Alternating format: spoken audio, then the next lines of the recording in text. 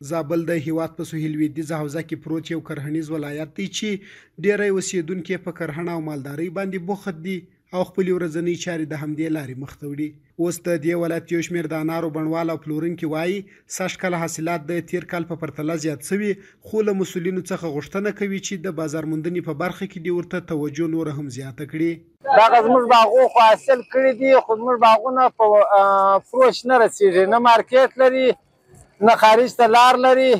موږ غواړو داسې موږ ته یو زمینه برابره شي د مارکیټ یا د یو بارډرانو د ایله کېدو. بارډران بندي، لارې بندې دي، باغو کې انار ټوله وراسته سوله، وچاودل سوله. انار مو شوي دي، ښه حاصلات مو شوي دي، په نرخ نه دي. انار مو دا دي اوس په زابل کې د روډ پر غاړه چې په کړي دي، څوک وراسته سوله، په منو په نیمنیو په چارکي یې خرڅوه. موږ دا غواړو چې موږ ته باید په دلې یا داسې ځایونه پیدا شي چې هغه موږ کې وساتو د څو وخت لپاره. پر همدې مهال د زابل ولایت د کرهڼې ریاست د کرنیزو چارو مسؤلین وایي د بڼوالو او کروندګرو د حاصلاتو د بازار موندنې او په ښه قیمت د خرڅونې لپاره یې د دې ولایت د نورو مسؤلینو سره خبرې کړې چې په راتلونکي کې به یې دا ستونزه هواره شي. نوموړی زیاتوي چې د دوی له لوري کروندګرو او بڼوالو ته د عامه پوهاوي زیات پروګرامونه ترسره شوي، نو ځکه سږکال د نورو حاصلاتو ترڅنګ د انارو په حاصلاتو کې هم د پام وړ زیاتوالی راغلی.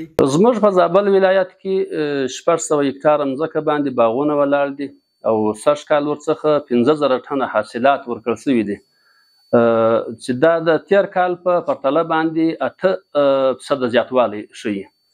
او بل د ولس د غوښتنو څخه چې موږ ته خلک غوښتنې کړي دي او موږ هم وزارت ته پیشنهادونه ورکړي دي، مؤسساتو هم پیشنهادونه ورکړي دي چې زموږ لپاره سړې خونې باید جوړې شي چې دلته د ولس میوه‌جات کې خوندي شي، او دغه رقم شنې خونې راته جوړې شي چې دا نور شنګیا کې ښایسته شي او هغه ښه حاصلات ورکړي، سبزیجات او دا شیان حاصلات ورکړي. نو انشاءالله مؤسسات هم په جریان کې موږ اچولي دي، وزارت هم په جریان کې اچولی ده.